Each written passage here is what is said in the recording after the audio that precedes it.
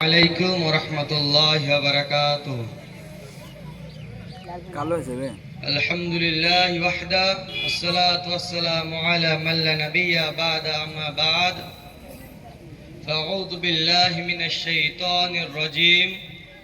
বিসমিল্লাহির রহমানির রহিম। ইন্নাদ দীনা ইনদাল্লাহিল ইসলাম। আল আয়াত। সমস্ত প্রশংসা, সমস্ত গণগান, গণকীর্তন, আরাধনা, প্রার্থনা সেই মহান পাক রব্বুল আলামিনের জন্যই, যিনার অশেষ করুণায় আমরা এই সুন্দর একটি মাহফিলে একত্রিত হতে পেরেছি। তাই সকলেই তার প্রশংসা করে থাকি আলহামদুলিল্লাহ। তারপরে পরেই ধর্মের গুরু, কর্মের সেরা আকায়ে নামদার তাজদারে মাদানী মুহাম্মদ মুস্তাফা সাল্লাল্লাহু আলাইহি ওয়াসাল্লামের উপর লাখো কোটি দুরূদ ও সালাম বর্ষিত হোক, আমিন। আল্লাহুম্মা সাল্লি আলাইহি আল্লাহুম্মা বারিক আলাইহি। উপস্থিত সম্মানিত সভাপতি মহাশয় এবং আমার শিক্ষকগণ এবং থানার পাড়া মাদ্রাসার ছাত্রবিন্দু ও শ্রোতাবিন্দু, এই তাবলীগী জালসায় যে আমি বিষয়টি নিয়ে উপস্থিত হয়েছি সেটি হচ্ছে ইসলাম। ইসলাম অর্থ শান্তির ধর্ম। ইসলাম একটি সমস্ত প্রকার ইবাদতের মূল হচ্ছে ইসলাম। আর ইসলাম আল্লাহ তাআলার কাছে একমাত্র দিন। আল্লাহ তাআলা কোরআন মাজিদের মধ্যে বলেন, সূরা আলে ইমরানের মধ্যে 19 নম্বর আয়াতে, ইন্নাদ দীনা ইনদাল্লাহিল ইসলাম, নিশ্চয় ইসলাম আল্লাহ তাআলার কাছে একমাত্র দিন। মানব জীবনে একমাত্র পরিপূর্ণ জীবন ব্যবস্থা হলো ইসলাম। আর ইসলামের যাবতীয় সংযোজন ও বিয়োজন হতে মুক্ত। আল্লাহ তাআলা কোরআন মাজিদের মধ্যে ইরশাদ করেন, আল ইয়াউমা আকমালতু লাকুম দীনাকুম ওয়া আতমামতু আলাইকুম নি'মাতি রাযিতুল ইসলামি দীনা। আজ আমি তোমাদের জন্য তোমাদের দ্বীনকে পরিপূর্ণ করে দিলাম, তোমাদের প্রতি আমার নিয়ামতকে সম্পূর্ণ করে দিলাম, এবং তোমরা যে ইসলামকে তোমাদের দ্বীন হিসাবে গ্রহণ করেছো, সেই ইসলামকে তোমাদের দ্বীন হিসাবে আমিও গ্রহণ করে নিলাম। সূরা আল মুহাম্মদ আয়াত নম্বর 33। উক্ত আয়াত দ্বারা আমরা এটাই বুঝতে পারি যে আল্লাহ তাআলা তার বান্দার নিকট হতে নির্ভেজাল ব্যতীত অন্য কোন ধর্মপথ কবুল করবেন না। আল্লাহ তাআলা কোরআন মাজিদের মধ্যে বলেন, ওয়া মান ইয়াবতাগি গায়রাল ইসলামি দীনা ফালা ইউকবালা মিনহু ওয়া হুয়া ফিল আখিরাতি মিনাল খাসিরিন।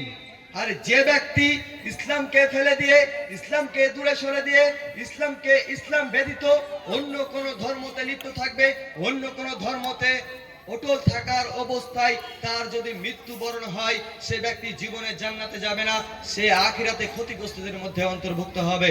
সূরা আল ইমরান আয়াত নম্বর 85। তাহলে উক্ত আয়াত দ্বারা আমরা এটাই বুঝতে পারি, যে ব্যক্তি ইসলামকে দূরে সরে দিবে, ইসলামকে থাকবে না, ইসলাম থেকে বের হয়ে যাবে এবং অন্য কোন দিনের উপরে অটল থাকা অবস্থায় তার মৃত্যুবরণ হবে, এবং সে ব্যক্তির আখিরাতে খুব কষ্টকর, কষ্টদায়ক, সে ব্যক্তি ক্ষতিগ্রস্তদের মধ্যে অন্তর্ভুক্ত হয়ে যাবে। আন ইবনে উমর আন্না নবী সাল্লাল্লাহু আলাইহি ওয়াসাল্লাম قال قال بني الاسلام على خمس شهادة ان لا اله الا الله وان محمد رسول الله وإقام الصلاة وإيتاء الزكاة والحج وصوم رمضان। আব্দুল্লাহ ইবনে উমর রাদিয়াল্লাহু থেকে বর্ণিত, তিনি বলেন, রাসূল সাল্লাল্লাহু আলাইহি ওয়াসাল্লাম বলেছেন, ইসলামের ভিত্তি 5টি। নাম্বার 1, আল্লাহকে এক মানা এবং মুহাম্মদ সাল্লাল্লাহু আলাইহি ওয়াসাল্লাম আল্লাহর রাসূল। নাম্বার 2, সালাত কায়েম করা। নাম্বার 3, যাকাত প্রদান করা। নাম্বার 4, রমজান মাসে সিয়াম পালন করা। এবং লাস্টে নাম্বার 5 হচ্ছে বাইতুল্লাহ হজ সম্পাদন করা। এই হাদিসটি সহিহ বুখারী হাদিস। উক্ত হাদিস দ্বারা এটাই প্রমাণিত হয় যে আল্লাহকে আমাদেরকে এক মানতে হবে।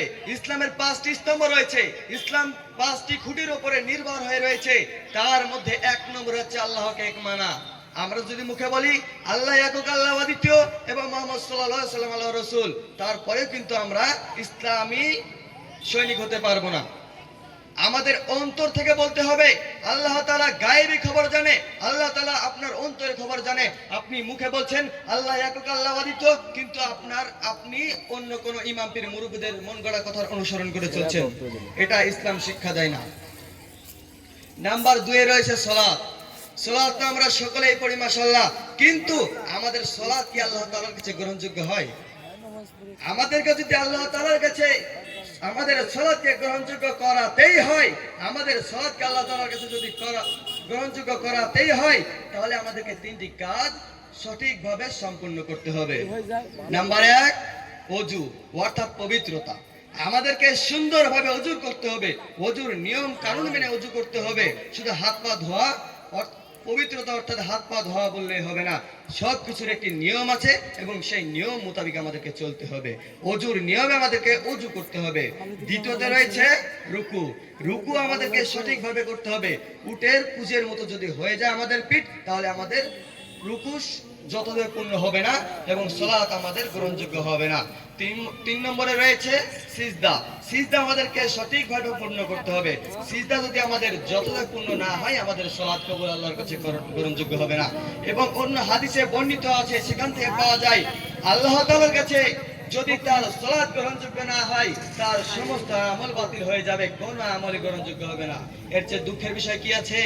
আমরা যদি সালাত পড়েই যাচ্ছি, কিন্তু যে সালাতের 3টি কানুন মেনে চলতে হবে, সঠিকভাবে পূরণ করতে হবে, সেটি আমাদের মাথায় আসে না। আমরা সবাই পড়ে সালাত, তাদের সঙ্গে সালাত আদায় করি, সবাই ওযু করে, সবার দেখা দেখে ওযু করি। এইভাবে কিন্তু আমরা যদি সালাত পড়তে থাকি, আমাদের সালাত পড়াই হবে, আল্লাহ তার কাছে গ্রহণযোগ্য করা হবে না। আপনি দান করছেন, ভালো কাজ করছেন, সঠিক পথের দিকে আহ্বান করছেন, কিন্তু আপনার সালাত নেই। আপনাকে সালাত আদায় করতেই হবে। শুধু সালাত আদায় করলেই হবে না, সঠিকভাবে করতে হবে। সালাতের যে নিয়ম কানুন আছে, নিয়ম কানুন মেনে চলতে হবে। আর অন্য হাদিস দ্বারা আমরা প্রমাণিত, অন্য হাদিসদের দ্বারা আমরা বুঝতে পারি যে কিয়ামতের দিন সর্বপ্রথম সালাত সম্পর্কে জিজ্ঞাসা করা হবে। তাহলে আপনার যদি সালাত না ঠিকভাবে আল্লাহ তাআলার কাছে গ্রহণযোগ্য হয়, সেই দিন আপনাকে এই সালাত সম্পর্কের প্রশ্নের সম্মুখীন হতে হবে। সেদিন আপনি কি জবাব দিবেন? আপনি আমি কি জবাব দিব সেদিন? সেদিন আমাদেরকে সেই জবাব দিতে চুপ হয়ে থাকতে হবে। অতএব আমাদের সেই রূপ ক্ষতিগ্রস্তদের মধ্যে আমরা অন্তর্ভুক্ত হয়ে যাব। অর্থাৎ আমাদেরকে সঠিকভাবে সালাত আদায় করতে হবে এবং কিয়ামতের দিন সর্বপ্রথম যে প্রশ্ন করা হবে সেটি সালাত। সেই সালাতের প্রশ্ন যেন আমরা সঠিকভাবে দিতে পারি। আমিন। 3 নম্বর রয়েছে যাকাত। এটি আমাদের সমাজের মধ্যে আর নেই বললেই চলে, কারণ এই যে টাকা পয়সা ধন সম্পত্তি, এটা হচ্ছে আল্লাহর পরীক্ষা। এটা আপনাকে দিয়েছে কারণ আপনাকে যাকাত দিতে হবে, কিন্তু আপনি যাকাত দেন না। আপনার মাথায় আসে না আমাকে যাকাত দিতে হবে। আপনার যা টাকা হয় সব আপনার ব্যাংকের অ্যাকাউন্টে রেখে আসেন, বাড়িতে আপনি লক মেরে রেখে দেন টাকা, কিন্তু আপনার যাকাতের টাকা দেননি।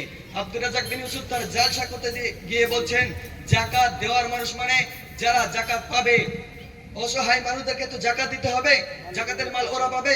তো সেই রূপ মানুষ যদি তুমি না পাও, তাহলে তোমাদের বাড়ি যে নোংরা যেখানে ফেলো, যেখানে ক্যাচড়াগুলো ফেলে দাও, সেখানে তোমার যাকাত ফেলে আসো, তবুও তোমার যাকাত বাড়িতে রেখো না। আর এখনকার মানুষ অট্টালিকা বানাতেই ব্যস্ত। এই ধন সম্পদ, গাড়ি বাড়ি, অট্টালিকা আপনাকে সব ধোঁকা দিবে, একটু কিছু আপনি নিয়ে যেতে পারবেন না। যদি আপনি যাকাতটা দিয়ে যান, সেই কিয়ামতের দিন আপনার জন্য সেই যাকাত সুপারিশ করবে। হে আল্লাহ, আমাকে ভালো জায়গায় দান করেছিল, হে আল্লাহ আমাকে মসজিদে দান করেছিল, হে মিসকিন দরিদ্রকে খাবার দিয়েছিল, এই মাদ্রাসা মসজিদে দান করেছিল, অতএব আমাকে এনিকে জান্নাতে দাও। আর যদি আপনি দান না করেন, যাকাত না করেন, যাকাত যদি না দেন, তাহলে আপনার সুপারিশ করার জন্য কি থাকবে? কিছুই থাকবে না। অতএব আমরা যেন এই টাকা পয়সা ধন সম্পত্তি নিয়ে আমরা যেন তার দিকে অগ্রসর হয়ে না যাই। আমাদেরকে ইসলামের দিকে ফিরে আসতে হবে। আপনি সব করছেন, কিন্তু এই ইসলামের 5টি স্তম্ভ মেনে চলছেন না। আপনার যদি ইসলাম নাই থাকে, তাহলে আপনি মুসলিম কিসের? আপনাকে এই 5টি স্তম্ভ মেনে চলতেই হবে। এই 5টি স্তম্ভ যদি মেনে না চলতে পারেন, তাহলে আপনি মুসলিম কিসের? আপনি আল্লাহকে এক মানছেন তো সালাত আদায় করছেন না, সালাত আদায় করছেন তো যাকাত দিচ্ছেন না। এগুলো এরকম করলে কিন্তু আল্লাহ আপনাকে সহজে মেনে নেবে না। 4 নম্বর রয়েছে রমজান মাসের সিয়াম অর্থাৎ রোজা। আমাদের সামনেই কিন্তু কিছুদিন পরেই এই রমজান মাস আসছে। এটা শাবান মাস, তারপরেই রমজান মাস। আমাদের অনেকেই আছে যারা বলে আমার অসুখ, আমি রোজা রাখতে পারবো না, আমার কাজ আছে, এইরূপ বাহানা দেখালে কিন্তু চলবে না। আপনি বলছেন আপনার পেটে ব্যথা, কিন্তু অসুস্থর জন্য রোজা ছাড় আছে, পরে রোজাটি করে নেবে। কিন্তু আপনি বলছেন আপনার পেটে ব্যথা, কিন্তু কেউ তো দেখতে পাচ্ছে না কিন্তু আপনার পেটে ব্যথা নাই, তাহলে আপনাকে কিন্তু রোজাটা রাখতে হবে এবং আল্লাহ তাআলা আপনাকে সহজে মেনে নেবে না। রোজা অর্থাৎ আপনাকে বিরত থাকা। বিরত থাকা বলতে পানাহার, সহবাস এবং কুকর্ম থেকে আপনাকে বিরত থাকতে হবে। তারপরে রোজার মাসে অনেক ফজিলত রয়েছে। এটি আমাদের অফারের মাস। যেমন আমাদের পাড়া গ্রামে এখন আসে সিমের অফার, এয়ারটেল সিম আর 1 ঘন্টা আর 24 ঘন্টা এইরকম একটা অফার আসে। তেমনি 12টা মাসের মধ্যে আল্লাহ তাআলা আমাদেরকে একটি অফারের মাস দিয়েছে, রমজান মাস। রমজান মাস পাওয়ার পরেও যদি আপনি আপনার গুনাহগুলোকে না মিটিয়ে নিতে পারেন, আপনার আমল সমূহ যদি না ভারী করে নিতে পারেন, তাহলে আপনার আমার মতো অবাগা আর দুনিয়াতে কেউ থাকবে না। এত সুযোগ পাওয়ার পরেও আল্লাহ আমাদেরকে অনেক সুযোগ দিয়েছে, তারপরেও কিন্তু আমরা আল্লাহ তাআলার কাছে ফিরে যাই না। আমাদেরকে লজ্জা করা উচিত।